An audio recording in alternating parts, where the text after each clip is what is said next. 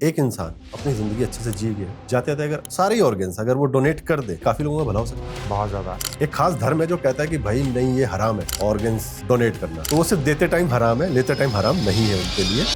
माँ बाप की भी गलती है, खाना खाते टाइम भी फोन पकड़ा देना कि चुपचाप खा लेगा, थोड़ा सा रो रहा है तो फोन पकड़ा देना कि चुप हो जाएगा। बच्चों का जो आंख होता है डेवलप ही नहीं होती 2 साल तक, मतलब वो बच्चा लिटरली ब्लाइंड है, तो उसको वो दिख नहीं रहा मोबाइल पे जो चल रहा है, बस उसको ब्राइट लाइट और कलरफुल जो इमेजेस होती हैं वो फोर्सफुली पुश करता है आई को।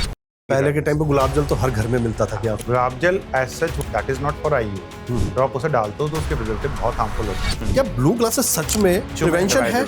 ब्लू लाइट जितना बड़ा ब्रिलियंट बना रखा है उतना है नहीं। बेसिकली हमारी सनलाइट में सबसे ज्यादा ब्लू लाइट है। ब्लू लाइट बेसिकली हार्मफुल तब है जब आपका क्या मेंटल हेल्थ आपकी आईज पे इफेक्ट डालती है? हाँ मेंटल हेल्थ बहुत ज्यादा इफेक्ट आती है। अगर कोई डिप्रेशन एंग्जाइटीज में है, जैसे एक सलाह जो हर इंसान अपनाए अपनी आंखों को सही रखने के लिए। नमस्कार वॉरियर्स, स्वागत है आपका फिर से सौ सेंट्री टॉक में। अक्सर हम ना मेंटल हेल्थ पे बात करते हैं, लेकिन हेल्थ जो है ना वो हमारे बॉडी के हर पार्ट से जुड़ी हुई है, और कई बार हमारी जिम्मेदारी बन जाती है कि उनके बारे में बात करें, क्योंकि हर फिजिकल हेल्थ जो है ना वो मेंटल हेल्थ को भी इफेक्ट करती है। और हमारे देश में ना जितनी फिल्में बनती हैं उनमें सबसे ज्यादा गाने जो मेरे ख्याल से हैं, वो आंखों पे बने हुए हैं, दिल के बाद बात की जाए तो। और चाहे वो अखियों के झरोके से हो, और एक बहुत पुराना एक छोटा सा जोक भी है कि वो तिरछी आंखों से देखती थी, मुझे बाद में पता चला उसकी आंखें तिरछी हैं। तो आज आंखों पे बात करेंगे, आंखों की हेल्थ पे बात करेंगे, उसकी प्रिवेंशन पे बात करेंगे। और बात करने के लिए हमारे साथ डॉक्टर ललित सिंघल जी हैं, one of the fastest eye surgeon in Delhi NCR. Doctor साहब, नमस्कार नमस्कार स्वागत है सुनील जी, आपका चैनल पर। Thank you very much. जैसा कि मैं बात कर ही रहा था कि आंखें, इतने गाने बने हैं उन पे, और लेकिन आजकल की जो हमारी फास्ट लाइफ हो गई है, डिजिटल लाइफ जिसे कह लें हम, बच्चे जो है ना बचपन से ही, मतलब 1-2 साल के होते नहीं है और वो मोबाइल्स पे या फिर टीवी पे वो स्क्रीन टाइम उनका बढ़ता ही जा रहा है। और अगर मैं बात करूं तो जब तक बच्चा स्कूल नहीं जा रहा तब तक तो उनका स्क्रीन टाइम जो है, जितनी देर वो सोए नहीं है वो स्क्रीन टाइम पे ही है उसके अलावा। और माँ बाप की भी गलती है, खाना खाते टाइम भी फोन पकड़ा देना कि चुपचाप खा लेगा, थोड़ा सा रो रहा है तो फोन पकड़ा देना कि चुप हो जाएगा। लेकिन उनकी, और ये एक सर्वे भी कहता है कि पिछले 10 साल में जो बच्चे जिनको चश्मे लगे हैं उनकी आईज जो खराब हुई है, दैट इज 60% मोर देन जो उससे पहले के 10 साल थे। तो अगर इस पर रोशनी डालना चाहें कि इसको कैसे? तो शिशु जी बिल्कुल आपने सही बोला। स्क्रीन टाइम बहुत बड़ा फैक्टर है। जैसे अगर आप कुछ कंट्रीज हैं जहाँ पर बहुत, हम लोग तो अभी बहुत प्रीमेच्योर स्टेज में हैं, जिसमें अभी बहुत सारे बच्चों को अभी भी इतना एक्सपोजर नहीं, लेकिन शहर के बच्चों को है, गांव में भी अब होता जा रहा है धीरे धीरे। बिल्कुल। तो mobile phone is only factor which is predicted कि अगर आप अभी यूज कर रहे हो तो ऑलमोस्ट 100% बच्चों को चश्मा एक स्टेज पर लगने लगे। हम्म। जैसे, और ये हो चुका है, ये रिपीटेड है। जैसे जापान के बच्चों को देख लो या सिंगापुर के बच्चों को देख लो, जिनको अर्ली एक्सपोजर हो गया था स्क्रीन का, जब इंडिया में स्क्रीन आया भी नहीं था। बिल्कुल। सो दे आर ऑलमोस्ट 100% मायोपिक। हम्म। तो एक बहुत बड़ा स्टिमुलस है अगर हम लोग अर्ली स्टेज में। और दूसरा, डेवलपमेंट हमको समझना चाहिए। बच्चों का जो आंख होता है एक छोटे पौधे की तरह होता है, जिस बिल्कुल। डायरेक्शन में आप घुमाना चाहोगे उस तरीके से वो रोटेट हो जाएगा। तो बच्चे का जो विकास होता है, आई डेवलप ही नहीं होती 2 साल तक। दो हम्म। साल तक आंख का विकास नहीं, मतलब वो बच्चा लिटरली ब्लाइंड है। पैदा बिल्कुल। होने के साथ ब्लाइंड है, फिर थोड़ा थोड़ा विजन बढ़ता है। 2 साल पर कंप्लीट आई का स्ट्रक्चर डेवलप होता है। हम्म। उससे पहले जब हम लोग एक्सपोज कर देते हैं उसको, तो उसको वो दिख नहीं रहा मोबाइल पे जो चल रहा है, बस उसको ब्राइट लाइट और कलरफुल जो इमेजेस होती हैं उनसे उसका जो ब्रेन रिसीव करता है डाटा, वो फोर्सफुली उसको पुश करता है आई को कि वो हम्म। पहले से डेवलप, ज़्यादा जल्दी डेवलपमेंट हो जाए। और हम्म। उस केस में जो है कुछ प्रकार के नंबर होते हैं जो बन जाते हैं आँख के अंदर। और जब बच्चे आते हैं 3-4 साल पे, तब स्कूल गोइंग होते हैं, तब आते हैं हमारे पास में, तो we are seeing almost like surprise होते हैं, पेरेंट्स रोते भी हैं कि यार 3 नंबर आ गया, 5 नंबर आ गया, जो बहुत रेयर होता था पहले। हम्म। सारी कॉर्नियाज़ डिस्टर्ब होनी है। जैसे मैं कैटरेक्ट भी ऑपरेशन करता हूँ, कैटरेक्ट एल्डरली पेशेंट में, तो ऑलमोस्ट हर जनरेशन के लोगों का मैं ऑपरेशन करता हूँ। तो हम्म। मैं देखता हूँ कि जो लोगों को स्क्रीन एक्सपोज़र नहीं था, जो 50 प्लस हैं आज की तारीख में, हम्म। उनके कॉर्निया में बहुत ज़्यादा इरेगुलरिटीज़ नहीं होती, एस्टिग्मेटिज़्म नहीं होता। और आज जो बच्चे स्कूल गोइंग हैं, उनका सिंपल नंबर है ही नहीं। हम्म। कंपाउंड नंबर है या एस्टिग्मेटिज़्म है, जो आपका प्योरली 2-3 चीज़ों से डेवलप हुआ है। एक तो एक्सेसिव स्क्रीन यूसेज, जिसकी वजह से ब्लिंक नहीं होता, प्रॉपर ऑक्सीजन नहीं मिलता, पुअर न्यूट्रिशन। आज हिंदुस्तान में खाने की भरमार है, बिल्कुल। लेकिन जो न्यूट्रिशनेंट वैल्यू है किसी को नहीं पता, किसी को नहीं पता। और जो न्यूट्रिशन मिल रहा है वो पर्याप्त नहीं है। बिल्कुल few people know about vitamin D क्या है, ये क्या, लेकिन आप जो खाना खिला रहे हो, जंक फूड खिला रहे हो, उसमें मेजोरिटी टेस्ट के अलावा कुछ भी नहीं है। पहले जो घर का खाना बनता था, कैसे भी बनता था, वो कम से कम बिल्कुल उसमें न्यूट्रिएंट्स थे और जो हम लोगों को कहीं ना कहीं मिलते थे। बिल्कुल लेकिन अभी जो डाइट आ रही है, आप जो ऑर्डर कर रहे हो बाहर मार्केट से, उसमें न्यूट्रिएंट्स का कोई अता पता नहीं है कि वो क्या है, कितने दिन पुराना है।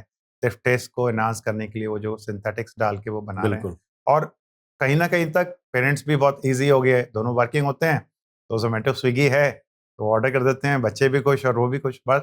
लेकिन वो प्रॉपर तरीके से न्यूट्रिशन नहीं मिल पा रहा।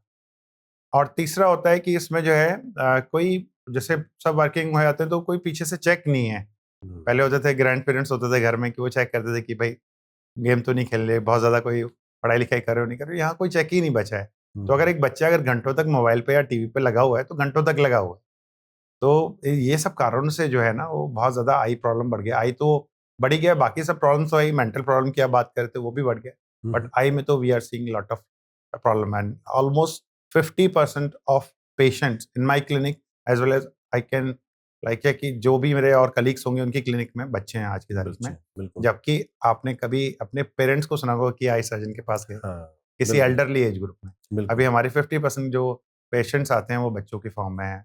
और एक घर में चेंज चलता है क्योंकि छोटे की परवरिश जैसे हुई वैसे बड़े की, उसके बड़े की भी। तो सभी के एक लाइन से फिर वो बिल्कुल। और नंबर आपने लगता है। न्यूट्रिशन पे जो बात की ना, और ये सही फैक्ट भी है कि घरों में जो पहले बनता था, हम लोगों का फेवरेट फूड क्या होता था? राजमा चावल। कि यार घर पे आज राजमा बन गए हैं तो भाई, या कढ़ी चावल। और आजकल के बच्चे तो पिज्जा बर्गर, और सही में कि उनके उनमें से फैट्स हैं, कैलोरीज हाई हैं, उसके अलावा कुछ नहीं है। तो ये फैक्ट है। और आजकल के जो बच्चे हैं या फिर जो एल्डर्स भी हैं, उनमें सबसे कॉमन जो आई प्रॉब्लम वो आपको क्या दिखती है? एल्डरली में तो डेफिनेटली कैटरेक्ट बहुत बड़ी प्रॉब्लम है बिल्कुल 50-60 साल के बाद में। लेकिन अब कैटरेक्ट में भी मैंने देखने लगे कि कुछ कैटरेक्ट जो है वो जल्दी डेवलप होना शुरू हो गया है बिकॉज ऑफ पॉल्यूशन एनसीआर में। बिल्कुल क्योंकि यहाँ पर जितना पॉल्यूशन है, एक्यूआई हाई है, तो कुछ पीपीएम जैसे 2.5 से नीचे जो पोल्यूटेंट्स होते हैं जिनका पीपीएम वो कम होता है, वो हमारे ब्लड में जाता है, आईज में भी जाता है, उसकी वजह से early cataract formation plus medications की वजह से हो जाता है। कुछ दवाइयाँ होती हैं जो मेडिकल स्टोर पे इजीली मिलती हैं, लोग डालते हैं। और वो कैटरेक्ट जो पहले 50, 55, 60 पे बनता था, 45, 40 साल की एज पे हम लोग को मिलना शुरू हो गया। तो this is the most common blinding disease जो एक एज के बाद में 40-50 के बाद में होता है, बट इट्स 100% रिकवरेबल। तो एक छोटी सी सर्जरी से उसे रिकवर कर सकते हैं। बाकी एक दूसरी बीमारी होती है ग्लोकोमा, जो सेकंड मोस्ट कॉमन है। काला मोतियाबिंद, समल भाई कई नामों से वो करते हैं। वो एक साइलेंट थ्रेट होता है विजन को। तो ये दो मोस्ट कॉमन कंडीशन होती हैं जो इस एज ग्रुप में आफ्टर 50 इयर्स हम लोग को नॉर्मली देखने को मिलती है और जिसको हम लोग ट्रीटमेंट करते हैं। तीसरी एक कंडीशन जो अभी बहुत प्रेवलेंट हो गई है because of diabetes, diabetic retinopathy. Sugar की वजह से लोग कंट्रोल नहीं रखेंगे, खाना पीना कंट्रोल नहीं होगा, प्रॉपर तरीके से अपनी बीमारी को देखते हैं, तो उसकी वजह से पर्दे पे कुछ कुछ दिक्कतें होनी शुरू आती हैं, उससे डायबिटिक रेटिनोपैथी। तो ये 2-3 कंडीशंस हैं जो मोस्ट कॉमन हमारी क्लिनिक्स में पेशेंट आते हैं एक एज ग्रुप के बाद। ओके। और हम अभी थोड़ी देर बात कर रहे थे कि बच्चों को लेके, लेकिन स्क्रीन टाइम ना आजकल एडल्ट्स का भी बढ़ गया है। और आपको ये मानेंगे कि सोने से पहले इंसान सबसे पहले इंस्टाग्राम और यूट्यूब वगैरह पे ही घूम रहा होता है। तो इफेक्ट तो उनकी लाइफ पे भी पड़ रहा है, उनकी आंखों पे पड़ रहा होगा। दूसरा, उनकी स्लीप टाइम जो है वो काफी कम हो गया है। एक एक घंटा जो वो सो सकते हैं वही स्क्रीन टाइम पे उनका रात को निकलता है सोने से पहले। उसकी वजह से हाँ, रिलेशंस भी बिगड़ रहे हैं, क्योंकि आप जो एक घंटा आप अपने पार्टनर के साथ अच्छा बिता सकते हो वो आप स्क्रीन पे डाल रहे हो। तो कहीं ना कहीं ये चीजें इफेक्ट डाल रही है इस पे। बहुत बड़ा सोशल, साइकोलॉजिकल और बहुत सारी चीज़ों का इम्पैक्ट है डेफिनेटली स्क्रीन का। बिल्कुल आप ये सोचो कि इतने सारे मेंटल डिसऑर्डर बढ़ते जा रहे हैं। 1 घंटा किसी का मोबाइल इधर-उधर चोरी हो जाए या इधर-उधर हो जाए, बिल्कुल है ना? एंग्ज़ायटी हो जाएगी उनको, है बिल्कुल ना? लोगों को पैनिक अटैक्स पड़ जाएँगे। बिल्कुल तो ये सब जो चीज़ें हैं ना, जो हम लोगों ने अपने अपनी दुनिया समेट के एक एक छोटे से एक डिब्बे में कैद कर ली है और वी आर हैप्पी। और जैसे हम लोग कभी-कभी उसी में बस सिमट जाना चाहते हैं और उसके आगे हमें चाहिए ही नहीं कोई भी। तो उस सब चीज़ों से जो है ना, बहुत सारे फ़र्क है। स्लीप डिस्टर्बेंसेस हैं, आपका जो पहले होता था, जो पहले हमारा सनातन धर्म कहता था कि सनराइज़ के साथ में आपका दिन शुरू हो रहा है, सनसेट के साथ में खत्म खत्म होना है। होना चाहिए। बिल्कुल एक्चुअली में उसका पीछे एक लॉजिक था कि हमारे जो हार्मोन्स हैं ब्रेन में, जो स्लीप रेगुलेटरी हार्मोन्स हैं, बॉडी में और हार्मोन्स हैं, वो उस रिदम के साथ चलते हैं। सूर्योदय के साथ में हमारे जो है वो हार्मोन्स खत्म हो गए। रात को जब हमें सनसेट हुआ तो उसके बाद में आने शुरू हुए। और उसी प्रकार से खाने का, लंच का, डिनर का सबका टाइम टेबल सेट। बिल्कुल अभी क्योंकि हमारे सामने एक ब्राइट लाइट हमेशा रहती है, वो हार्मोन मेलाटोनिन डिस्टर्बेंसेस रहते हैं, इवन बच्चों में भी होता है। उसके लिए मेलाटोनिन की टैबलेट्स भी आ रही हैं बच्चों को स्लीप डिस्टर्बेंसेस रिकवर करने के लिए। बिल्कुल बट वो एक कहीं जाके प्रिवेंटिव नहीं है। अगर आप वहीं पर पहले से आप प्रिकॉशन लो, उस चीज़ को एक्सपोज़ मत होने दो, वो ठीक है। एक बीमारी होने के बाद उसका इलाज वो अलग चीज़ है। तो यही हाल हो गया है बच्चों की आँखों में, बड़ों में भी। बड़ों में इतना कम इफ़ेक्ट होता है, बच्चों में ज़्यादा होता है क्योंकि बच्चों का जो ब्रेन होता है वो ग्रोइंग ब्रेन होता है बिल्कुल और उसको सारे सब रिदम डिस्टर्ब होता है तो ज़्यादा नुकसान करता है।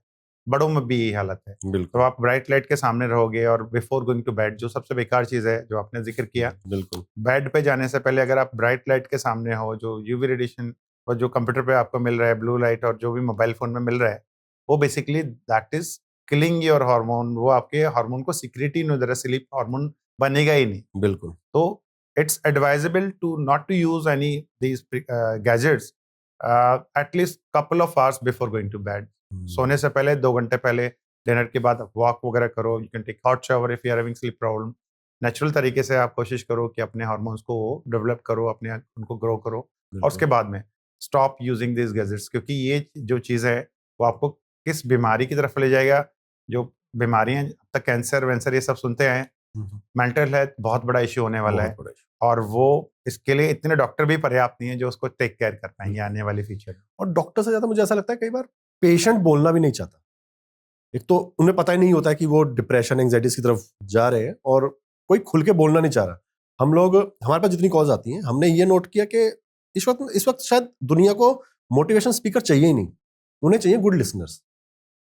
क्योंकि वो जब बोलते हैं उन्हें 2 घंटे से सुनाना है कि मेरे साथ ये हुआ और सॉल्यूशन भी उनके पास खुद ही शायद दिल में छुपा हुआ, क्योंकि कहीं ना कहीं बीच में ऐसा बोलेंगे जरूर कि मुझे पता है अगर मैं ऐसा करूंगा या करूंगी तो मैं ठीक हो जाऊंगा।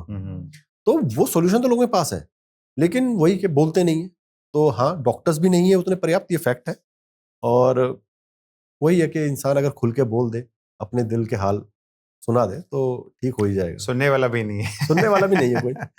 हाँ बिल्कुल। और क्योंकि अच्छा हमारे पास है भैया, हमारे सेशंस फ्री हैं, जितनी देर हो सके सुनाओ और अपनी प्रॉब्लम्स से निकलो। अच्छा, एक चीज जो ना आजकल बड़ी कॉमन है, हम बात कर रहे हैं आंखों की, तो नंबर्स पे और उस पे तो हर कोई बात करता है। एक जो कॉमन, जो एक सर्वे कहते हैं कि 85% बच्चों में ड्राइनेस है, आई ड्राइनेस है, उस पर कोई बात नहीं करता क्योंकि वो स्टार्टिंग होती है नंबर आने की आपकी आंखों पे। तो उस पर भी बात होनी चाहिए कि हाँ भाई ड्राइनेस तो, क्योंकि हर बच्चा तो देख ही रहा है, तो ड्राइनेस पे भी ज्यादा मुझे लगता है अवेयरनेस की जरूरत है लोगों को। ड्राइनेस एक तरीके की कॉमन फैक्टर है। जैसे इसमें बिल्कुल। क्या है कि जब आप स्क्रीन पे काम करोगे, बच्चों को जब आप mobile phone, laptop, computer, even adults भी, हम लोग जब भी स्क्रीन पे रहते हैं तो हमारा ब्लिंक रेट रिड्यूस हो जाता है। बिल्कुल। आंख के अंदर जैसे स्किन होती है, खाल होती है, इसी तरीके से एक टीयर की एक लेयर दी हुई है ऊपर वाले में, जो हम लोग को प्रोटेक्ट करती है आउटर एक्सटर्नल एनवायरनमेंट से। अब वो जब हम लोग ब्लिंक ही नहीं करेंगे तो टीयर्स उस मात्रा में बन नहीं पाते। जैसे सांस लेना जरूरी है, 13-14 बार 1 मिनट में आपको ब्रीथ इन ब्रीथ आउट करना है, तो एक नेचुरल वो है और उसको हम लोग कभी ध्यान नहीं देते, वो ऑटोमेटिकली चलता रहता है, ऊपर वाले ने एक सिस्टम दिया हुआ है। ऐसे ब्लिंकिंग का सिस्टम है जो आपका नेचुरल है 13-14 times, because eye as such आगे का पूरा स्ट्रक्चर जो है वो विदाउट ब्लड सप्लाई है, ट्रांसपेरेंट है। सो वहाँ ऑक्सीजन कैसे मिल रही है? Whenever you are blinking you are getting proper तरीके का टीयर फिल्म, वहाँ से कुछ ऑक्सीजन पर्कुलेट होती है, न्यूट्रिएंट्स भी मिलते हैं। तो एक सिस्टम बनाया हुआ है। अब बच्चे को आप मोबाइल फोन दे दो, खासतौर से गेम्स वगैरह दे दो, they don't blink. It's just like stopping your breathing, है ना? आप अपनी सांस रोक कर बैठे हो, बिल्कुल। थोड़ी देर बाद में क्या होगा? आपका हाइपर वेंटिलेशन होगा, आपको प्रॉब्लम्स होनी शुरू हो जाएंगी। सिमिलरली हैपनिंग विद द, जब आप ब्लिंक रोक लेते हो तो आपके टीयर्स उस मात्रा में प्रॉपर तरीके से फॉर्म नहीं होंगे, फॉर्म होंगे लेट फॉर्म होंगे, प्रॉपर क्वालिटी नहीं रहेगी, क्वांटिटी नहीं रहेगी। और ये बच्चों के साथ में इसलिए ज़्यादा होता है कि they can stop, they can withhold their blinking for quite long time. वो अगर आप देखोगे तो 30 सेकंड तक भी बच्चा बिना ब्लिंक किए काम करता रहेगा अपना। बिल्कुल। अडल्ट में क्या होता है कि वो इरिटेशन ज़्यादा जल्दी शुरू हो जाता है, थोड़े नर्व्स थोड़े ज़्यादा सेंसिटिव होते हैं, तो वो इतना नहीं वो होता। बच्चे तो till they get like exhaust, बिल्कुल ही खत्म ना हो जाए तब तक वो बिना ब्लिंक किए करते रहते हैं। तो ये चीज़ें बहुत ज़्यादा नोटिस हो रही हैं। तो ऐसे में गमीज आती हैं जो ड्राइनेस को खत्म करती हैं। अगर वो इंसान खाए तो वो सेफ है या उसके भी साइड इफेक्ट्स हैं? सबसे इम्पोर्टेंट चीज़ है tier.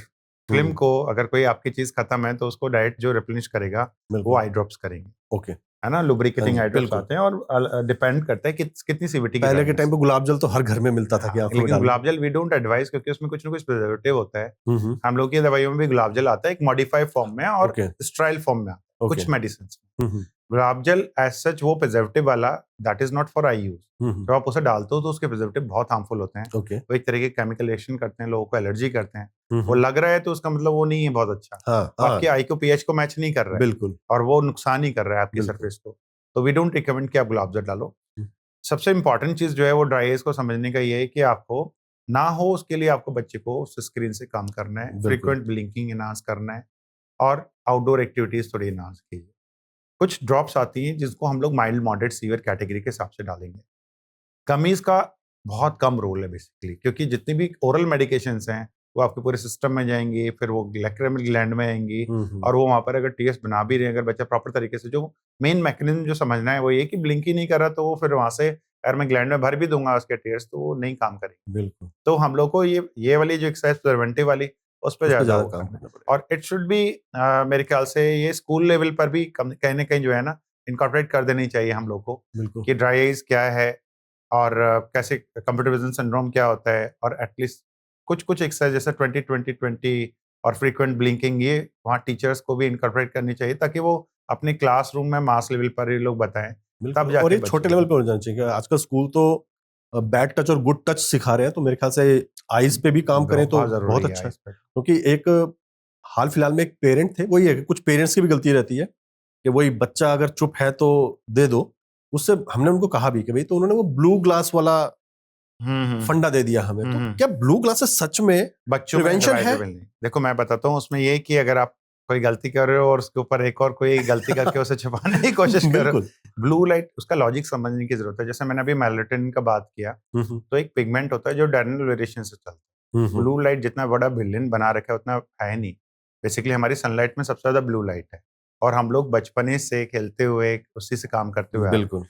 Blue light basically harmful तब है जब आप लॉन्ग मतलब लॉन्ग आवर्स तक आप जो है सिस्टम पे काम कर रहे हो, और वो एडल्ट एज में है, ठीक है। बच्चों में क्या होता है, ऑटोमेटिकली मेलाटोनिन बहुत जरूरी हार्मोन है स्लीप के लिए, तब हम लोग को उसका ब्लू लाइट कट कर देते हैं तो कहीं ना कहीं मेलाटोनिन का सिक्रेशन ड्रॉप कर जाता है, और बच्चों में स्लीप डिस्टर्बेंसेस का कारण भी वही। सो बिल्कुल। I don't advise blue light blocking glasses specially in paediatric age. बच्चों में एडवाइज नहीं करता, और जित उसका इतना रोल भी नहीं। मेन चीज़ है, अभी सारे सिस्टम्स में आपका जो नाइट मोड ऑन होता है उसमें ऑटोमेटिकली ब्लू लाइट कट हो जाता है, आप उसे भी ऑन कर सकते हो। और जो रोल है ब्लू लाइट का वो ये है, हम लोग की जो पिगमेंट होता है आइरिस का वो ब्राउन होता है, हम्म ऑटोमेटिकली काफ़ी हद तक वो कट ऑफ कर लेता है। जिन लोगों का ब्लू आइरिस है, नीली आंखें हैं जिनकी, या लाइट कलर आइरिस पिगमेंट है, जहाँ पर ज़्यादा लाइट जाता है, पीपल हमेशा डायलेटेड रहता है, वहाँ पर वो रेटिनोपैथी कराता है। बट इट्स लाइक वो मेजोरिटी डेवलप्ड कंट्रीज में है, उन वेस्टर्न कंट्रीज में है, जहाँ पर बहुत लाइट स्किन आइरिसेस रहते हैं। तो ARMD करके एक कंडीशन है वो कराता है, और वो भी तब 50-60s में आपको कराएगा। तो वो इंडियन आइज में बिकॉज ऑफ डार्क पिगमेंट बहुत कम चांस।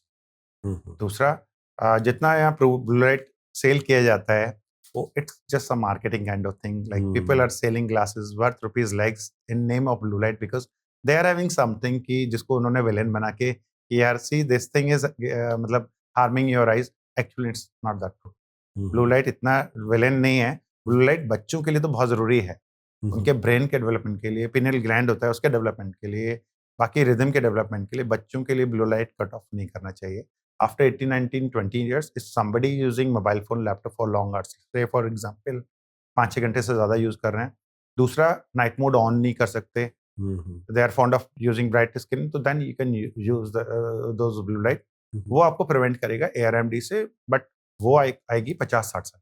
ओके। तो ये एक प्रिकॉशनरी मेजर, जस्ट लाइक कि आप सनलाइट में जा रहे हो तो एक तरीके का सनस्क्रीन लगा के जा रहे हो, it might protect you, it might not might protect you, वो वाली। डिपेंड ऑन द क्वालिटी हाँ, of that depend. Cream. Okay. अच्छा, एक चीज हो रहा है कि जब भी किसी को आई स्ट्रेन होता है, उसके हेडेक्स होते हैं या फिर टायर्ड आइज की प्रॉब्लम होती है, तो वो एक इरिटेशन भी लेके आती है और एक एंजाइटीज भी लेके आती है। तो कहीं ना कहीं हमारी हर शरीर के हर पार्ट की जो हेल्थ है वो मेंटल हेल्थ से जुड़ी हुई है। हाँ, बेसिकली इसमें क्या होता है ना, आईज जैसे ब्रेन एक तरीके का सिस्टम समझ लो, कंप्यूटर समझ लो, जो डाटा रिसीव कर रहे हैं हमारे 6 सेंस होते हैं। आई से सबसे ज़्यादा डाटा रिसीव होता है। ऑलमोस्ट 70% डाटा जो ब्रेन रिसीव करता है, वो आई से लेता है। हम्म, बाकी स्किन से, स्मेल से, हियरिंग से और बिल्कुल टेस्ट वगैरह से, इन से। बिल्कुल तो अब वो सारा जो डाटा जा रहा है, और डाटा कहीं न कहीं करप्ट हो गया कहीं भी किसी लेवल पर, बिल्कुल तो वो प्रॉब्लम आपको मेंटली डिस्टर्बेंसेस करनी शुरू कर देती है। बिल्कुल तो ऐसे आइज़ के लेवल पर क्या होता है कि व्हेनेवर यू आर मतलब एक तो आप नॉन स्टॉप किए जा रहे हो, स्क्रीन पे भी, न्यूट्रिशन भी नहीं है। आप उसमें जो है वो लेट कर भी चला रहे हो मोबाइल, बैठ कर भी, या आप प्रॉपर तरीके से टेक केयर नहीं कर रहे हो। Even you are not thoroughly cleaning your eyes, जो बहुत इंपॉर्टेंट है बेसिकली। तो उस सब चीज़ों में जब आईज़ इफ़ेक्टेड होती हैं, कहीं न कहीं सारी चीज़ें इफ़ेक्ट होती हैं, या थोड़ा बहुत नंबर आपका आ जाता है, तो उसकी वजह से कभी-कभी हाफ हेडेड उसमें हेडेक भी आना शुरू हो जाता है, और कभी-कभी आपको जो है वो माइग्रेन के सिम्पटम्स भी प्रेसिपिटेट कर जाते हैं। बिल्कुल मल्टीफैक्टोरियल एक कंडीशन होती है माइग्रेन, उसके बिल्कुल सिम्पटम्स भी आपको वो कर जाते हैं। तो अभी ये जो है ना, सारी चीज़ें सब आपका अगर देखोगे मेंटल हेल्थ, बेसिकली जो अभी आया इश्यू, वो आपका बहुत सारे फैक्टर्स से है ना? आपका किस तरीके का आपने रूटीन सेट कर रखा है, क्या न्यूट्रिशन ले रहे हो, किस तरीके का, मतलब एक एक डाय सबसे इम्पोर्टेंट चीज़ मैं बताता हूँ वेरिएशन को, डायरेनल वेरिएशन बताता हूँ, कि जैसे आपका ब्रेकफ़ास्ट का टाइमिंग, लंच का, स्लीप का, ये पूरा एक पैटर्न तब आपका आजकल सबसे तो पहले ब्रंच होने डिस्टर्ब लगा होता है। लोगों का, ब्रेकफास्ट और हाँ, लंच तो खत्म ही है। खत्म हो गया है। ये बिल्कुल पैटर्न डिस्टर्ब होता है तब आप क्या यूज़ कर रहे हो, किस सेंसरी ऑर्गन को कितना ज़्यादा ओवर यूज़ कर रहे हो विदाउट टेकिंग बीच में ब्रेक, है ना? और किस तरीके का आपका वो है, और कितना स्ट्रेसफुल कंडीशन में आप रह रहे हो। बिल्कुल पॉल्यूशन तो है ही, वो एक अलग स्ट्रेस है। तो ये सारी चीज़ें तब आपको पाइल्ड अप कर देता है, तो then you turn up into something जो आप नहीं हो, जो आप नहीं चाह रहे हो, नहीं सोच रहे हो, उन चीज़ों में आपका दिमाग भागना शुरू हो जाता है। बिल्कुल और हर स्टेज पर यहाँ क्योंकि अभी एआई अवेलेबल है, चैट जीपीटी अवेलेबल है, तो बंदों को कुछ भी सिम्पटम होता है, वो सबसे पहले अपना वो चैट जीपीटी पे डालते हैं। डॉक्टर तो घर पे ही है अब वो आजकल आपको पहले क्या होता था कि पहले हाफ बुक नॉलेज मिलती थी। अब आपको जो है वो और कन्फ्यूज़न वाली नॉलेज मिलती है, ये भी हो सकता है, वो भी हो सकता है, ये भी हो सकता है। वो तो तो गूगल पे उसके डाल दो बाद ना कि में फीवर, व्हाट इज फीवर, तो या फिर एक व्हाट इज कोल्ड, तो वो लास्ट में लिखा होता है it may cause death. And तो उसका उसी वो पे चल रहा है। मेन मेन चीज़ वही है ना, जैसे एक सिंपल सा सिम्पटम था, किसी के पेट में थोड़ा-सा दर्द हुआ, तो मेरे नोन थे, वो गए, उन्होंने सीधे, क्योंकि चैट जीपीटी पे डाला तो उसने सजेस्ट किया कि you should go for endoscopy. Hmm. तो उन्होंने किसी और डॉक्टर को दवाइयाँ वगैरह ना लेके सीधे एंडोस्कोपी कराई। अब एंडोस्कोपी में बायोप्सी हुई, मतलब पहला ट्रीटमेंट ही ये कराया उन्होंने, क्योंकि वो हम्म थोड़े बहुत मेडिकल फ्रेटर्निटी से हम्म तालमेल रखते हैं, तो उनको लगा कि नहीं यार, पेट में दर्द मतलब पेट का कैंसर हो सकता है, तो इसलिए जो है वो एंडोस्कोपी की ज़रूरी है। एंडोस्कोपी करा के बायोप्सी में एक जगह थोड़े से शंका निकल के आ गई। बस उसके बाद वो घर में मातम शुरू हो गया। फिर वो दूसरे डॉक्टर के पास गए कुछ मेडिसिन्स लेने के बाद में, तब तक वो उनका जो थोड़ा बहुत चेंजेस थे वो वो सही ठीक हो हो गए, गए थे। है ना? तो ये होता है अननेसेसरी, बहुत सारे इन्वेजिव प्रोसीजर्स बढ़ गए हैं हर एक्चुअली लाइन में। किसी के फैमिली में अगर ऐसा कुछ सीन हो जाए ना, तो वो देखा है हमने, उसके बाद वो छोटी छोटी चीजों पे भी। मैं ही बताया तो मेरा लास्ट ईयर एक अनफॉर्चुनेटली मेरे कजन की डेथ हुई कैंसर से, and he had that intestine cancer, और एक बार एक इंटेस्टाइन निकाल दी गई 2018 में। देन वो इन्फेक्शन वापस आया इन 2021, and last year he passed away. उसके बाद ऐसा हुआ कि मुझे कुछ प्रॉब्लम हुई थी, तो एंटीबायोटिक, ये दांत का प्रॉब्लम हो तो एंटीबायोटिक दी थी। अच्छा, एंटीबायोटिक आपको 5 दिन खानी होती है मैक्सिमम। हुँ, वो गलती से कहीं मैंने क्या पढ़ लिया, मैंने उसे 6-7 दिन कंटिन्यू किया, तो उससे यहाँ पे मेरे दर्द होने लगा। अच्छा, टच करता हूँ, यहाँ पे एक बोन होती है आपकी, हुँ। और वो देखने में ऐसा लग रहा था जैसे पता नहीं टच करने से डर लगता है ना, और वो आपका घर पे हो चुका। मैं 3-4 दिन उसमें रख, यार ये क्या है। वो तो हमारे फैमिली डॉक्टर ने, वो तो डांट देता है, अरे तू जा यार, एंटीबायोटिक बंद कर अपनी, तो ठीक हो जाएगा। ये चीजें। अच्छा, इसी चीज क्वेश्चन को मैं आप वाइस पलट देता हूँ, क्या मेंटल हेल्थ आपकी आइज पे इफेक्ट डालती है? हाँ, मेंटल हेल्थ बहुत ज़्यादा इफ़ेक्ट डालती है इस अगर पे। कोई डिप्रेशन एंजाइटीज में है? जैसे मतलब जो मोस्ट कॉमनली मेरे को एनकाउंटर होता है, वो ये होता है कि हम लोग एल्डरली पेशेंट्स का ऑपरेशन करते हैं। हम्म। मोतियाबिंद जैसे मैंने किसी का हाँ ऑपरेशन बिल्कुल। किया, अगले दिन परफेक्ट विज़न दे दिया 6/6, बहुत बढ़िया। फिर भी जो पेशेंट होता है, वो खुश नहीं होता, हम्म। क्योंकि उसके लिए एक सर्जरी बहुत बड़ा इवेंट हो गया। बिल्कुल। एल्डरली नॉर्मली क्या होता है, नेग्लेक्टेड होते हैं फैमिली में, उनके ऊपर कोई ध्यान नहीं दिया जाता। हम्म। तो this is what I realise in my experience, कि मैंने इसमें वो, क्योंकि मैंने बहुत अच्छे से ऑपरेशन कर दिया, उनको अगले दिन बहुत अच्छी रोशनी भी है, वो सारी लाइनें पढ़ भी पा रही हैं, but she is not happy, she is having यहाँ पेन, यहाँ इरिटेशन, यहाँ इचिंग। फिर उनको बात किया, कई सारे ऐसे एल्डरली लोगों को बात किया, तो उनके पास लोग ही नहीं है बात करने के लिए पूरे दिन में घर में।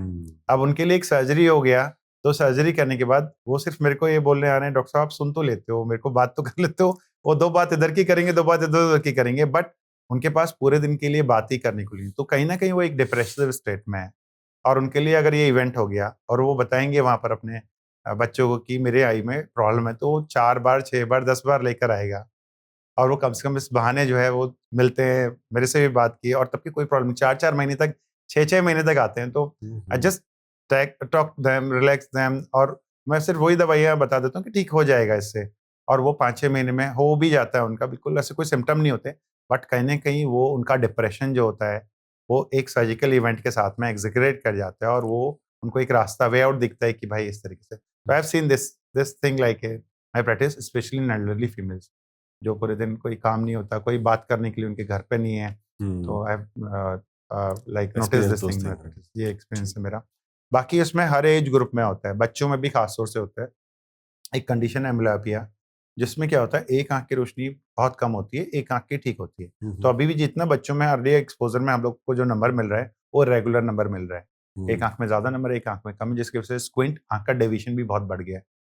उनके साथ में भी ये सिनेरियो होता है। जब हमने पहली बार चश्मा एडवाइस करते हैं, क्योंकि they are having better eye, एक आई अच्छी है उनकी। पेरेंट्स को भी नहीं समझना होता है, पेरेंट्स को लगता है कि यार हमने जो है वो क्यों चश्मा लगाना है बच्चे को? तब बच्चा कह रहा है कि मेरे को तो सब कुछ अच्छा दिख रहा है, तो वो एक ही आँख से देख रहे होते हैं। अब समझ दूसरी आँख उनकी काम नहीं कर रही होती है, और बिल्कुल। वो पेरेंट्स उनको कन्विंस करते हैं, पेरेंट्स को जाके कि पापा मेरे को तो बहुत अच्छा दिख रहा है इस आँख से, डॉक्टर ने गलत चश्मा दे दिया। The moment they start using those glasses, तो दोनों आँखें काम करना शुरू करते हैं। तो भारीपन क्या होगा, पता चलता है। अकोमोडेशन में टाइम लगेगा, एडैप्टेशन में टाइम लगेगा, उनको ये पर एक प्रेशर पड़ जाएगा। तो वो एक सब चीज़ें हैं जो हम लोगों को उनको साइकी अंडरस्टैंड करके उनके पेरेंट्स को पास ऑन करना होता है। और मेरे ख्याल से ये सब जितनी भी छोटी-छोटी चीज़ें हैं, ये तब आप बैठते हो, तब आप ऑब्ज़र्व करते हो इंडिविजुअल पेशेंट्स में, तभी आप उसका समाधान दे पाते हो। बिल्कुल, बिल्कुल। अब एक चीज़ और है ललित जी इसमें कि आजकल ना बहुत एड्स चल रही हैं कि यार ये कॉमन चश्मा है, ये ले लो, ये किसी भी नंबर पे चल जाता है। ये मतलब धड़ल्ले से बेच रहे हैं बिना कोई चेकअप के, बिना किसी टेस्ट के कि आपको कहाँ तक ज़रूरत है या किस नंबर की ज़रूरत है। और वो सीधा कहते हैं किसी भी नंबर का हो ये आप पे चल जाएगा। क्या ये लेने चाहिए या एक प्रॉपर टेस्ट के थ्रू? नहीं, आई तब don't advice them, because reason क्या है कि आँख का नंबर चेक करना या निकालना इतना आसान नहीं है। हुँ, हम लोग के क्लिनिक्स में भी एक एक कंडीशन होती है अकोमोडेशन, सूडो मायोपिया, जो हम लोग फेस कर रहे हैं ऑलमोस्ट डेली। जिसमें क्या होता है, आपका सपोज़ली -2 नंबर है, हुँ, हुँ, आप मेरे पास 2-3 महीने बाद आओगे, -4 दिखाना शुरू कर देगा। बिल्कुल। अब 2 का 4 कैसे जंप हो गया? वो हमारे आँख के अंदर एक मांसपेशी होती है, उसके अकोमोडेशन की वजह से, हुँ, जो सूडो एक्सर्शन कर रही है जब हम लोग नज़दीक में काम कर रहे हैं बहुत देर तक, हुँ, हुँ, और हम लोग दूर देख भी नहीं रहे। तो इस कंडीशन पे जैसे आप एक ही पोस्चर में काफ़ी देर बैठे रहो, तो आपके बॉडी के मसल्स जो होते हैं, वो सब एक ही तरीके से रखे हुए हैं, और वो काफ़ी देर में टायर्ड अप हो जाएँगे। ऐसे ही हम हुँ, लोगों की आई के अंदर एक सिलियरी मसल होती है सर्कुलर, जो हम लोग एक ही जगह, एक ही पोज़ीशन पे बहुत देर तक पड़ते रहते हैं, तो उसमें एक तरीके का स्यूडोस्पाज़्म क्रिएट हो जाता है। हुँ, हुँ, और हम लोग अगर मॉर्निंग में हमारा कोई दूर का नंबर नहीं है, लेकिन इवनिंग तक आते-आते माइनस का 2-3 नंबर या 1 नंबर, हुँ, हम हुँ, डिपेंडिंग अपॉन द स्पाज़्म, वो क्रिएट हो जाता है। तो what we called is pseudo accommodation. इसको रूल आउट करने के लिए, एग्ज़ैक्ट नंबर पता करने के लिए, we have to put some eye drop, कुछ आँखों में हुँ, ड्रॉप डालनी है। उसके बाद में फिर हम लोग को फिर से चेक करना होता है। तब हम लोगों को क्लिनिक में 2 बार चेक करना पड़ता है। कभी-कभी पेशेंट को 3 बार बुलाना पड़ता है नंबर चेक करने के लिए। हुँ, हुँ, हाउ इज़ इट पॉसिबल कि जो मार्केट में इस तरीके से ग्लासेस मिल रहे हैं, वो सिर्फ़ एक मार्केटिंग स्टंट है। और उसमें ना फँसें, मेरे ख़्याल से उसके लिए तो बेटर है कि सब पहला जो चेकअप हो आपका, हुँ, वो हुँ, आप किसी अच्छे ऑप्थेल्मिक डॉक्टर के साथ में कराएँ, दवा हुँ, डाल हुँ, के चेक कराएँ, और उसके बाद में जो आपका नंबर आएगा, उसे फ़ॉलो-अप जो है 6-6 महीने पे आप कराते रहें। चश्मा आप कहीं से भी बनवा लें उस बिल्कुल। पावर का, उस नंबर का, बट आपको पहला चेकअप ऐसे कराना चाहिए। बिल्कुल, क्योंकि आजकल सोशल मीडिया में मैं देखता हूँ, इंस्टाग्राम पे एक ऐड आती है कि भाई पूरी फैमिली के लिए एक ही चश्मा। आई डोंट थिंक कि भाई एक तो पूरी फैमिली को ज़रूरत भी होगी, एक एक पूरी फ़ैमिली के लिए एक साइज़ कपड़ा नहीं आ नहीं आ सकता। सकता। बिल्कुल, वही चीज़। अच्छा, एक चीज़ इसमें एक चीज़ और आती है कि कई बार ना सलाह कैसे डॉक्टर से ली जाए, क्योंकि हमारे कंट्री में मतलब पूरे दुनिया में ही डॉक्टर रुस्तम भी घूम रहे हैं जो कहते हैं कि हाँ। एक आँख बकरे की और एक आँख उल्लू की लगा लो, रात को भी दिखेगा और दिन में भी दिखेगा। बादशाह मूवी का डायलॉग है, जाके ज़रूर देखिएगा ज़रूर। लेकिन एक अच्छे डॉक्टर की पहचान, क्योंकि कई बार चलता है। एक मैं आपको रिसेंट एग्जांपल देता हूँ, नॉट आईज रिलेटेड लेकिन ये फैक्ट है। पंजाब में हमारे एक नॉन है, उन्होंने उनका हर्निया का ऑपरेशन हुआ था 11 साल पहले। तो अभी कुछ मतलब उनको कुछ प्रॉब्लम हुई तो वो दिखाने गए, तो डॉक्टर ने उसी टाइम क्या, नहीं वो आपकी जो नेट है वो हिल गई है और वो वापस ऑपरेशन होगा, आज आप एडमिट हो जाइए, कल हम ऑपरेशन करके परसों तो आपकी छुट्टी भी कर देंगे। अच्छा, उन्होंने कहा कि नहीं, हम सलाह उस डॉक्टर से पहले लेंगे जिसके साथ किया है, वो थोड़े नोन में भी है। जब गए तो पता चला नहीं, कुछ नेट नहीं हटा, कुछ बाहर नहीं आया, वो एक कोई चमड़ी इतनी सी 13 mm की जो चर्बी है वो उसके ऊपर आई हुई है, and that's not a problem. अब अगर वो उनकी सुन चुके होते, उन्होंने तो पूरी रिपोर्ट हम्म। स्कैन कर दिया, सिटी स्कैन करके ये सब कुछ सुन चुके होते, तब तो फंस गए होते। तो ये भी चल रहा है। हाँ नहीं, बिल्कुल चल रहा है, क्योंकि जिस तरह की कॉम्पिटिटिव वर्ल्ड है, हर जगह कंपटीशन है, कट थ्रोट बिल्कुल। कंपटीशन है। तो इसमें भी क्या है, बहुत सारे कॉर्पोरेट्स आ गए हैं, there hmm. Having there like all marketing की टीम, जो इधर उधर से पेशेंट ला रहे हैं, और कहीं ना कहीं जो है उनके ऊपर एक प्रेशर है, टारगेट दे दिया उनको सेट करने का। बट उसमें ये है कि always take like what I can say, क्योंकि ये चीज़ें जो है ना खत्म नहीं हो सकती हैं, एंडलेस हैं। हम्म। हर हर ब्रांच में, जितना आप मेरे ख्याल से एनसीआर में तो काफ़ी ज़्यादा है यहाँ पर, यू कैन टेक मतलब एडवाइस फ्रॉम टू डॉक्टर, हम्म। है ना, एक इससे काफ़ी तक आपका समाधान हो जाएगा। दूसरी चीज़ जो मेरे को लगता है कि ओवर पुशिंग थिंग्स, लाइक अगर आपको कोई बहुत पुश कर रहा है कि भाई आज ही कराओ, अभी एडमिट हो जाओ, तो उसमें गिव इट अ ब्रेक, क्योंकि बिल्कुल। वो आपकी बेसिकली कुछ पेशेंट्स ऐसे होते हैं जिनको मैंने नोटिस किया, थोड़ा-सा मोतियाबिंद हो गया, बट किसी सेंटर ने उनको बहुत ज़्यादा डरा दिया कि आपको हम्म। मोतियाबिंद है, ये हो जाएगा, वो हो जाएगा। एंड मोतियाबिंद एक ऐसी कंडीशन है, इलेक्टिव सर्जरी है, वो इमीडिएटली ऐसा नहीं इमरजेंसी में टर्न अप हो जाएगी। हम्म। तो आप मतलब depending upon the circumstances of the patient या लाइफस्टाइल किस तरीके से पेशेंट का, we can ask that patient to wait for the next 6 months, may be 1 year, इस तरीके से भी काम चल सकता है।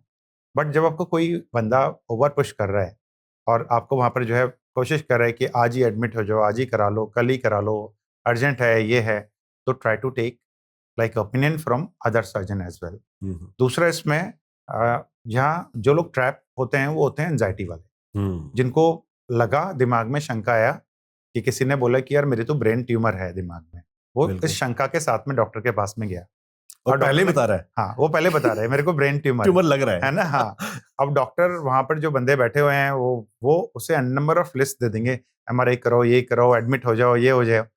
अब वो बंदा जो शंका लेके गया था, वो एक एंजाइटी का शिकार है, उसे मेंटल प्रॉब्लम है, वो एंजाइटी उसके दिमाग में जो चल रही है, उसको लेकर वो उसके पास गया, और आपने उसको और हवा दे दी, आपने बिल्कुल। उसको पूरा उसे पुख्ता कर दिया, आपने उसको एडमिट किया 2-3 दिन, आपने लाखों रुपए का बिल बनाया, और आपने एंड ऑफ द डे आपने प्रूव कर दिया कि हाँ नहीं है। हम्म। अब वो चीज़ जो है वो कितना रिलेवेंट है पेशेंट के पार्ट पे, वो बुरा नहीं है, क्योंकि पेशेंट चाहता ही था।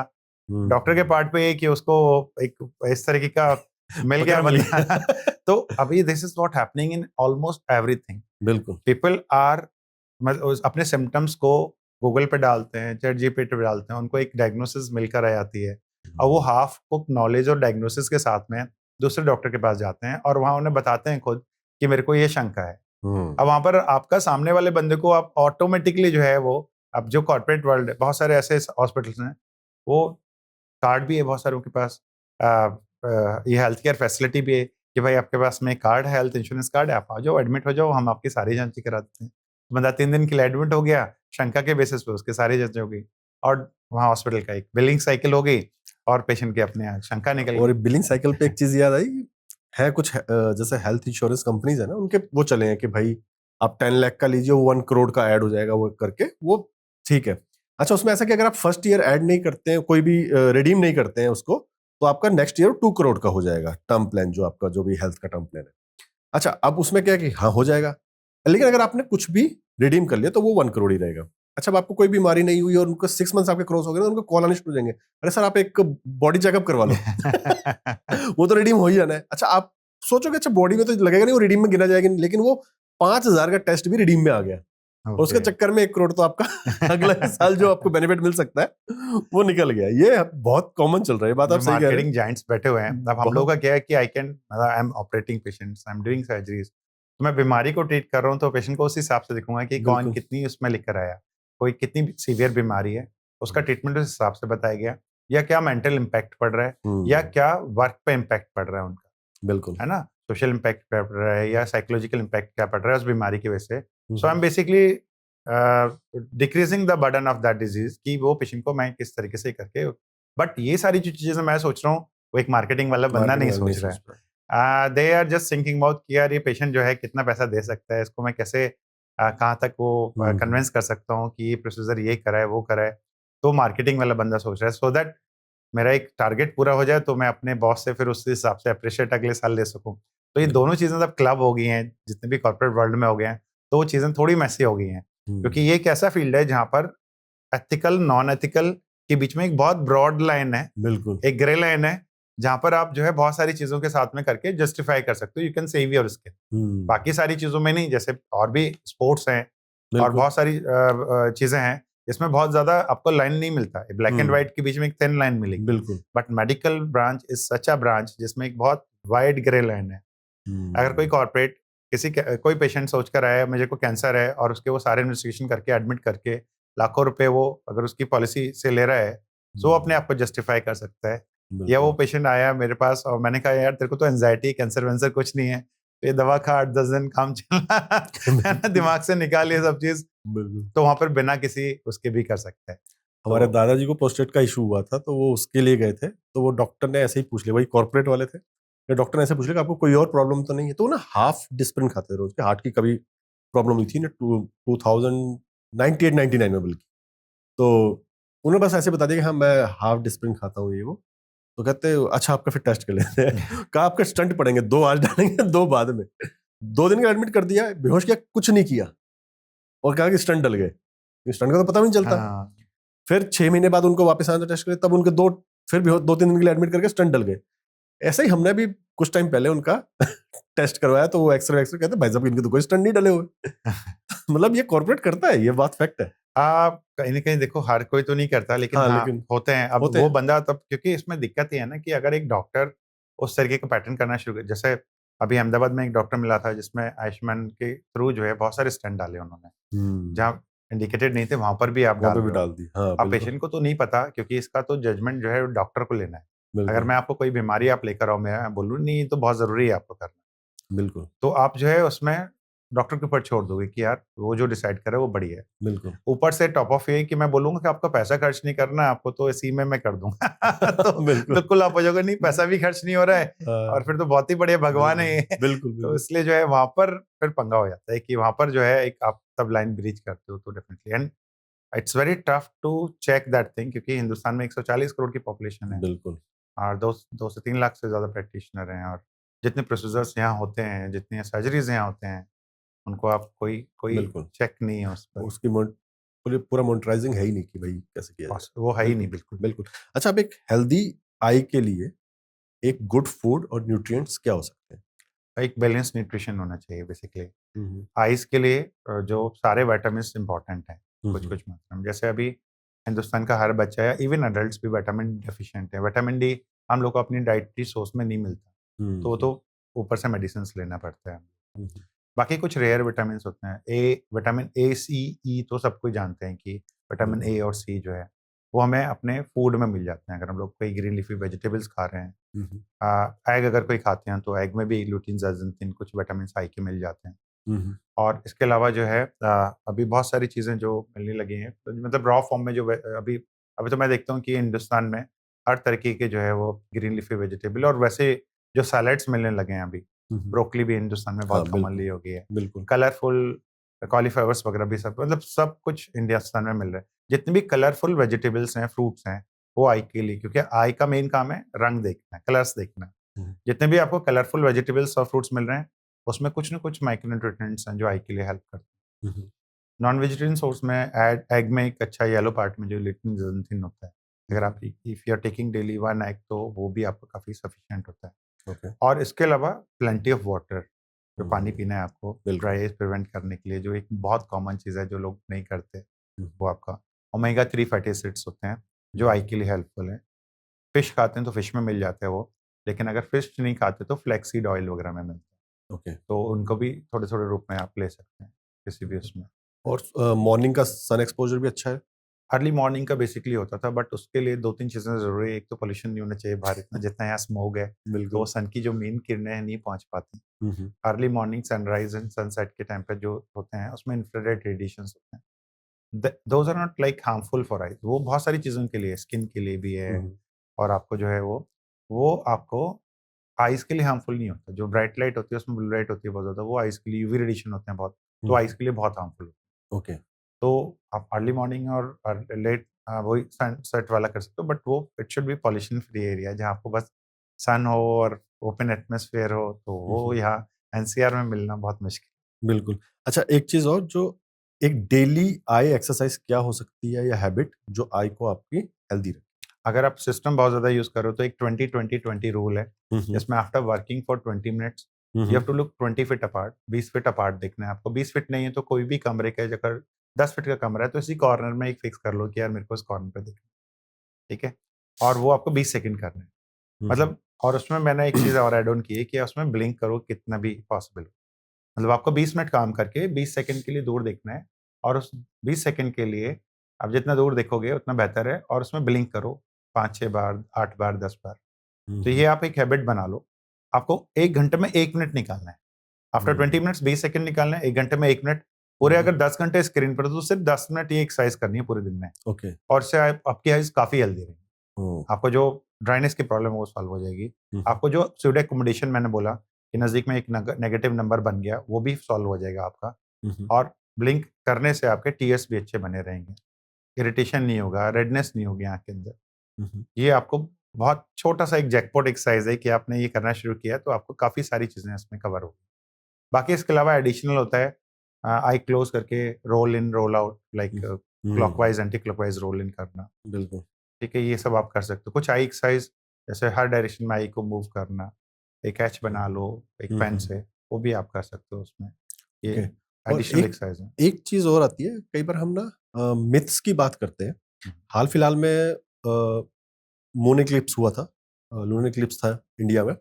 और खैर मुझे थोड़ा एस्ट्रोनॉमी का शौक है, तो नॉन नॉट एस्ट्रोलॉजिकल रीजंस, लेकिन कुछ लोगों, जैसे मैंने कहा चलो यार देखते हैं, मेरे पास कैमरा है, जूम कैमरा, तो that is for astronomy only, तो मैंने कहा चलो चल के देखते हैं। तो हमारी बिल्डिंग में ही कुछ लोगों ने कहा नहीं यार, वो आंखें खराब हो जाएंगी हुँ, जो हुँ, सोलर इक्लिप्स में होती हुँ, हैं। हुँ, लेकिन लूनर इक्लिप्स से मैंने, मतलब साइंटिफिकली मैंने कभी नहीं सुना था। हुँ, हुँ। तो ये एक मिथ है।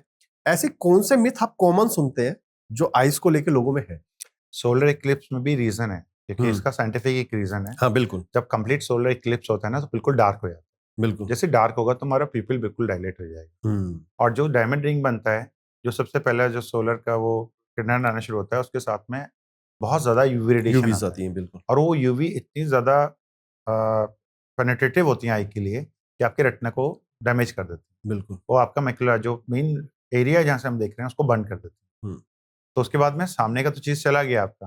एक बार बिल्कुल। आपने विदाउट वो सोलर एक्लिप्स देख लिया, तो सामने अगर आपका मैकुला बर्न हो गया, तो आपके सामने की चीज़ एक काला धब्बा सामने आ जाएगा, आपको किनारे दिखेंगे, सामने तो कुछ दिखेगा ही नहीं कभी, बिल्कुल। और ये लाइफ लॉन्ग हो गया। ओ, इसकी वजह से जो है वो सोलर एक्लिप्स को इस तरीके से उन देखने लोगों से ने मना किया जाता है, कर बिल्कुल। दिया। मून एक्लिप्स में ऐसा कोई दिक्कत नहीं, मून एक्लिप्स आप देख सकते हो, बिल्कुल। उसमें कोई ऐसी दिक्कत नहीं, क्योंकि मून की जो लाइट होती है, वो बहुत ब्राइट लाइट नहीं होती। हम्म। और ये भी जो चीज़ें होती हैं वो टोटल एक्लिप्स में होती हैं। सोलर हम्म। एक्लिप्स अगर टोटल है हाँ टोटल है तो तो बिल्कुल। तब ज़्यादा होती हैं। इवन लाइक अगर सोलर एक्लिप्स नहीं भी है, आप सूरज की किरणों को देख रहे हो, सूरज को देख रहे हो, तो अगर आपको हैबिट है सूरज को देखने की, तो इवेंचुअली आपके मैकुला को बंद कर देगा, क्योंकि उसमें इतनी ज़्यादा रेडिएशंस हैं, बिल्कुल। वो आपके पर्दे पे जो है जाके, क्योंकि हमारी आई के अंदर जो लेंस है, जो कॉर्निया है, वो एक पर्टिकुलर स्पेक्ट्रम की यूवी रेडिएशंस को प्रिवेंट कर सकता है। बट जो इंफ्रारेड बहुत ज़्यादा जो यूवी रेडिएशन होता है, बहुत जैसे लेस देन 400 320 तक प्रिवेंट कर सकता है, उसके नीचे नहीं प्रिवेंट कर पाएगा। वो आपको बिल्कुल। बर्न कर ही देगा, पेनिट्रेट कर जाएगा। बिल्कुल, इवन आयुर्वेद में भी जो एक्सरसाइज लिखी हुई है सन को देखने की, दैट इज जब वो सुबह येलो मून है, सॉरी येलो सन है, तो उस टाइम आपको देखना है, और तब तक देखना है जब तक उसके ऊपर एक ब्लैक गोला ना बन जाए। That is exercise in Ayurveda, कि इससे आपकी आंखें और अच्छी होती हैं। उस वक़्त और वो एमिट नहीं कर रहा है यूवी, हाँ, उस वक़्त और वो इंफ्रारेड और बिल्कुल, और येलो लोग तो स्पेक्ट्रम एमिट 8 कर बजे रहा उठ के व्हाइट है। व्हाइट सन को देख रहे हाँ, होते हैं। वो बहुत और ज़्यादा। वैसे भी मतलब एस्ट्रोलॉजिकल भी जो असली एस्ट्रोलॉजर्स है ना, वो ये कहते हैं कि आप देख सकते हो, क्योंकि उन्होंने भी जो उसके ऊपर शोध लिखे हैं वो देख के ही लिखे हैं कि भाई मून इक्लिप्स में क्या क्या चीजें होती हैं। तो हुँ, मैंने उनको बताया भाई कोई अच्छा एस्ट्रोलॉजर तुम्हें ये नहीं कह रहा है कि मत देखो। हाँ, वो टाइम जो है वो कई एस्ट्रोलॉजिकल रीजन से किसी कह लो कि किसी राशि पे क्या इफेक्ट पड़ेगा, दैट इज अलग, लेकिन वो देखने से मना कोई भी नहीं कर रहा है आपको। हुँ। और वो एक एक्सपीरियंस होता है, आके देखिए, मतलब मजा आता है। अच्छा, अब एक चीज आती है कि एज बढ़ने के साथ साथ ना कुछ मेंटल हेल्थ तो होती है, लेकिन उसके साथ साथ आई प्रॉब्लम बहुत ज्यादा होती है। और कई लोग ऐसे देखे हैं जो, जैसे मिलिंद सोमन का मैं एग्जांपल दूंगा, he is 65 and he is talking about now I health also, कि इस एज में मेरी आईज बड़ी अच्छी हैं। तो वो क्या प्रैक्टिस कंटिन्यू रखी जाए जिससे बढ़ती एज के साथ भी वो प्रॉब्लम आए ना? उसमें ना सबसे इम्पोर्टेंट तो न्यूट्रिशन है आपका। अगर आप न्यूट्रिशन प्रॉपर रखोगे, डायबिटीज, ब्लड प्रेशर, इन सब हाँ, चीज़ों से बचे रहोगे, बिल्कुल। है ना, तो फिर आपको आईज में इतनी प्रॉब्लम आती नहीं। एक प्रॉब्लम आती है 40 इयर्स के बाद में, ऑलमोस्ट सबको नज़दीक का नंबर आता है, वो आपको सबको लगाना है। कैटरेक्ट अर्ली फॉर्मेशन जो होता है वो जब होता है जब आप अननेसेसरी मेडिकेशन डाल रहे हो, ओवर द काउंटर जो मिल गई एंटीबायोटिक, जैसे सिप्लॉक्स का बहुत ट्रेंड है, एंटीबायोटिक ले ली उठा के डालते रहे, सिप्लॉक्स डी भी बहुत लोग डालते हैं। बिल्कुल। तो वो जो स्टेरॉइड्स होते हैं वो आपकी कहीं ना कहीं अर्ली कैटरेक्ट फॉर्मेशन के लिए रिस्पॉन्सिबल होते हैं। प्लस अगर आप कोई मेडिसिन खा रहे हो, आपको नहीं पता उसका क्या है और वो आप खाए जा रहे हो, हिंदुस्तान में जितने भी प्रैक्टिशनर्स हैं छोटे वाले, जो मतलब जो क्वालिफाइड नहीं है, तो वो मैजिकल ड्रग होती है स्टेरॉइड्स। आपने दिया, पेशेंट चल नहीं पा रहा, अगले दिन वो दौड़ना शुरू कर देगा, क्योंकि वो आपकी बॉडी को एक साथ इस तरीके से कंडीशन कर बिल्कुल। देते हैं। तो वो they are having their side effect. वो आई पर भी है, ग्लोकोमा, बिल्कुल। कैटरेक्ट। तो हम लोग के फेज में ये है कि 40 के बाद में जो मेरे को मिल रहा है इलनेस, वो नेचुरल मेथिबेन कम हो गया है। जो एल्डरली को होना है 60-70 पे, वो बहुत कम हो गया है। अभी what we are getting is disease, diabetes की वजह से बहुत मिल रहा है। शुगर का असर, 3 साल पहले शुगर हो गई, अभी आ रहा है तो मोतिबिंद हो गया, तो शुगर की वजह से डैमेज हो गया। दूसरा, इसमें मेडिसिन डाल के डैमेज हो गया। कोई दवा किसी ने प्रिस्क्राइब किया, किसी को फायदा हो गया, उसने घर वाले ने रिकमेंड कर तुम दिया, भी यही डाल लो, हाँ। तो हमको भी ये डाल दो, तो वो उसमें चल गया और उसकी वजह से नुकसान हो गया आई का। और इसके बाद में जो प्रॉब्लम होती है वो होती है कि कहीं ना कहीं जो है ना, वो न्यूट्रिशन प्रॉपर तरीके से नहीं होता लोगों का। हेल्दी क्या खाना है, नहीं, टोबैको है, अल्कोहल भी बढ़ गया है, कंजप्शन बहुत। तो इन सब चीज़ों से थोड़ा थोड़ा जो आई डिजीज है वो हो गया। उसके बाद फिर स्क्रीन यूसेज हाई। हम लोग सन, जैसे सन, ये जो एरिया है हमारा जो है नॉर्थन इंडिया, इसमें तो सनलाइट एक्सपोजर अच्छा खासा है। तो सन भी कहीं ना कहीं एक वो होता है, फैक्टर होता है। उसका यूवी रेडिएशन भी मोतियाबिंद होने का, आई डिजीज का एक फैक्टर होता है। तो आफ्टर सर्टेन एज आपको you should be wearing protective goggles. आप सनलाइट में जब भी जा रहे हो, आप डार्क ग्लासेस लगाओ, कहीं ना कहीं वो प्रिवेंट कर रहा है एजिंग को, लेंस की एजिंग को, कैटरेक्ट फॉर्मेशन को। तो ये कुछ प्रिकॉशंस हैं जो हम लोगों को 40 के बाद में लेने चाहिए। एक तो साल भर में एक बार चेक करो, क्योंकि ग्लोकोमा कैटरेक्ट किसी को भी हो सकता है। हाँ, लोग बॉडी चेकअप जरूर करते हैं, आई चेकअप आई नहीं चेकअप करवाते। नहीं कराते, आई चेकअप होना चाहिए। दूसरा, आपका अगर डायबिटीज है, ब्लड प्रेशर है, इन सब चीज़ों को कंट्रोल रखना है आपको, थायराइड, ये सब डिसऑर्डर आपको करना है। स्क्रीन कितना यूज़ करना है कितना नहीं, वो थोड़ा सा आपको गाइडलाइंस बनानी पड़ेंगे अपने आप से। Just like hitting a gym, कि आप खाते रहो, आपको एक्टिविटी ना करो, एक्सरसाइज ना करो।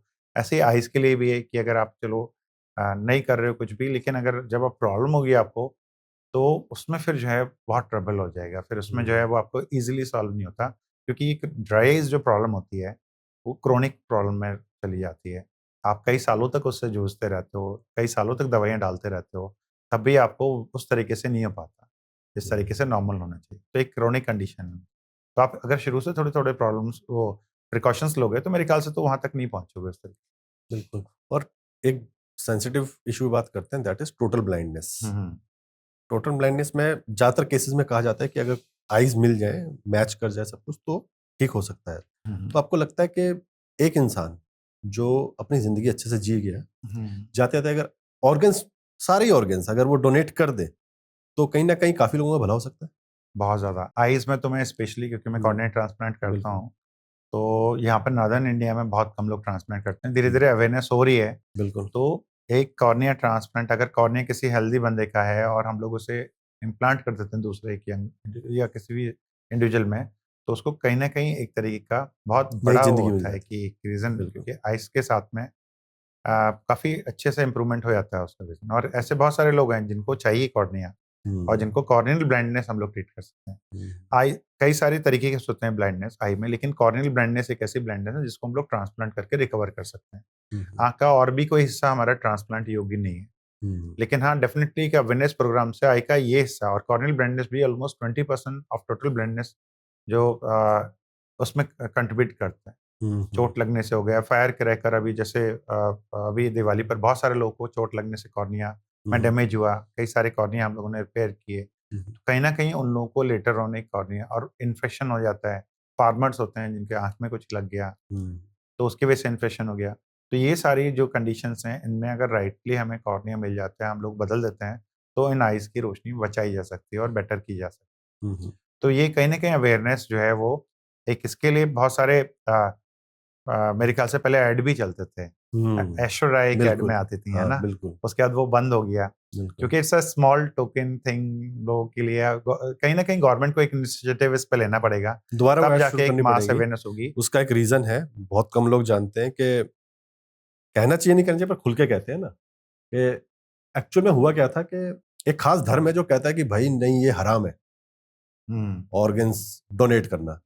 तो वो सिर्फ देते टाइम हराम है, लेते टाइम हराम नहीं है उनके लिए। हुँ, और उसके बाद उनकी गवर्नमेंट चल रही थी, खुल के कहेंगे गवर्नमेंट चल रही थी, उन्होंने कई चीजें चेंज की, तो उन्होंने ये ऐड रिमूव करवा दी थी। हुँ, ये हुँ, हमारे पास है, मेरे पास कुछ सोर्सेज है, उनसे हमारे पास न्यूज थी। तो अब ये नई गवर्नमेंट आई है पिछले 11 साल से, उनको काम करना चाहिए इस पे, और वापस ऑर्गन्स के डोनेशंस के ऊपर उनको एड्स चलानी चाहिए।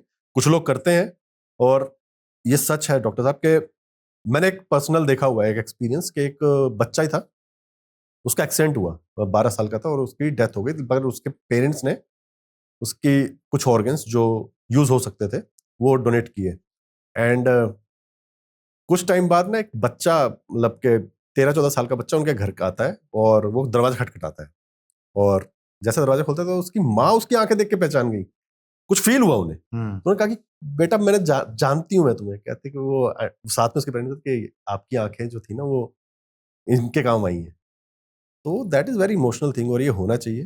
जी, डेफ़िनेटली होना चाहिए बेसिकली। बिल्कुल। एक लेकिन और ऑर्गन डोनेशन के लिए गवर्नमेंट की तरफ से कहीं न कहीं कुछ रेगुलेशंस बनेंगे, बिल्कुल। कुछ नॉर्म्स बनेंगे, उसके बाद ही फिर ये सारी चीज़ें हो पाएँगी। और कहीं न कहीं एडवर्टाइज़मेंट चाहिए और अच्छे-अच्छे लोगों का जो है इसमें इन्वॉल्वमेंट चाहिए, जो इसमें इस एक्टिविटी को जो है एनहांस करें, बढ़ाएँ।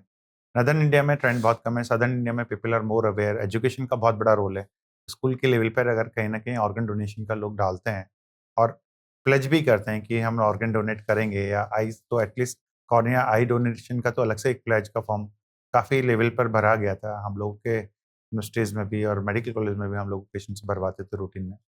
बट वो गवर्नमेंट का एक थीम आया, एक एक स्कीम आई और उसके बाद में वो गायब हो गया। तो वो हम्म। कहीं न कहीं बहुत इम्पोर्टेंट है कि कहीं न कहीं इसको गवर्नमेंट के लेवल पर, ऊपर के लेवल पर आप शुरू करेंगे तो ये एक इम्पोर्टेंट वो निकल कर आएगा। तो जाते थे डॉक्टर साहब, एक सलाह जो हर इंसान अपनाए अपनी आंखों को सही रखने के लिए। इसमें मैं सबको आग्रह करूँगा कि आपको हर साल एक बार आई चेकअप ज़रूर कराना है।